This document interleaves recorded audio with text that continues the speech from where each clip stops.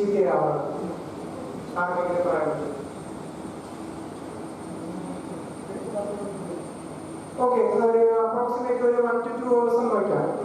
അപ്പോൾ അതിന് നമുക്ക് എക്സ്റ്റൻഷൻ ചെയ്യണം. ഇപ്പൊ നമ്മൾ 2 മണിക്കൂർ വയ്ക്കുന്നത് ഒരു 4 മണിക്കൂർ വരെ എന്തൊരു പ്രൊട്ടക്ഷൻ ഇല്ലാതെ വയ്ക്കാൻ വേണ്ടി നമ്മൾ എന്ത് ചെയ്യും?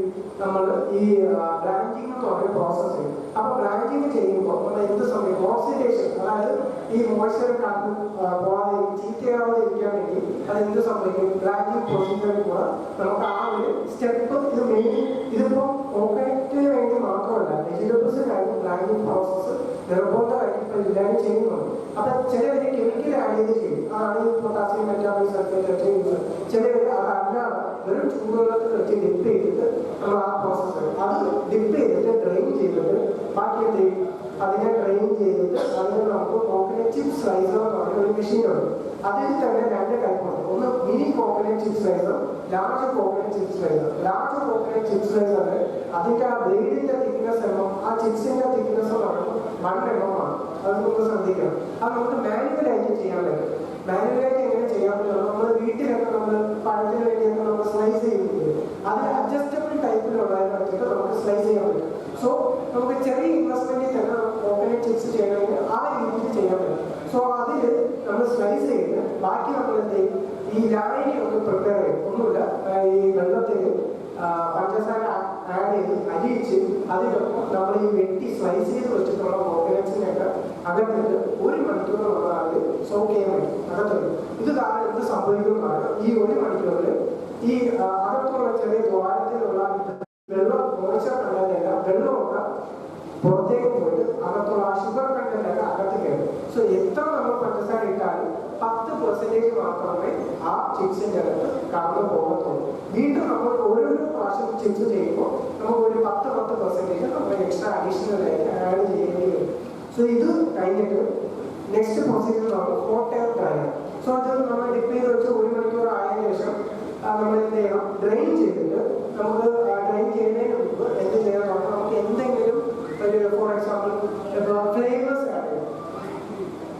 ഫ്ലേവേഴ്സ് ആഡ് ചെയ്യണമെന്ന് വെച്ചാൽ ഫോർ എക്സാമ്പിൾ പൈനാപ്പിൾ അല്ലെങ്കിൽ വാനില ഫ്ലേവർ.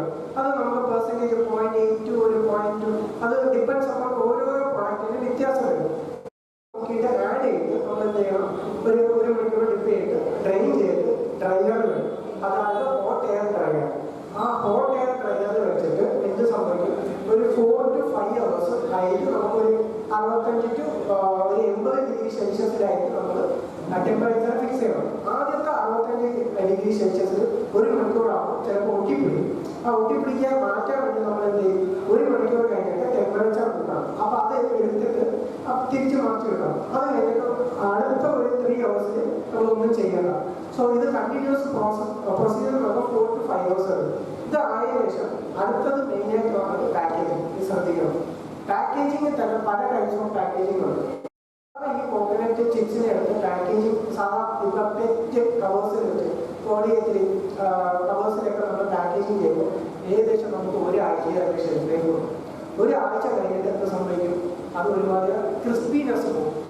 കഴിക്കുമ്പോൾ നമുക്ക് എന്താ പറയുക, ആ ക്രിസ്പിനെസ് പോകാറുണ്ട്.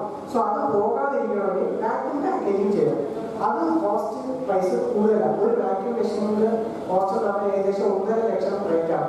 സോ അതും അതിന്റെ ഷെൽഫ് ലൈഫ് നമുക്ക് 1.5 മാസത്തേക്ക് കിട്ടുള്ളൂ. സോ അത് കൂടുതലാണ്. അപ്പോൾ അടുത്തതെന്ന് പറഞ്ഞാൽ നൈട്രോജൻ ഫില്ലിംഗ്. നൈട്രോജൻ ഫില്ലിംഗ് എന്ന് പറയുമ്പോൾ ഒന്നുമില്ല, ചിപ്സിന് 3 ലെയർ പാക്കേജിംഗ് എന്ന് പറയും. ആ 3 ലെയർ പാക്കേജിംഗിൽ ചിപ്സിന് വേണ്ടി അത് ഏതൊക്കെ പാക്കേജിംഗ് പ്ലാസ്റ്റിക് മെറ്റീരിയൽ എന്ന് പറഞ്ഞാൽ ആദ്യം നമുക്ക് പോളിയെത്തിലീൻ ഉണ്ട്, പിന്നെ അലുമിനിയം ഉണ്ട്, പിന്നെ പോളിസ്റ്റർ ഉണ്ട്. ഇതുപോലെ 3 ടൈപ്സ് ഓഫ് പാക്കേജിംഗ് മെറ്റീരിയൽ ചേർന്നിട്ടാണ് 3 ലെയർ പാക്കേജിംഗ് എന്ന് പറയുന്നത്. ആ 3 ലെയർ പാക്കേജിംഗിൽ എന്ത് ചെയ്യണമെന്ന് പറഞ്ഞാൽ നമ്മൾ നൈട്രോജൻ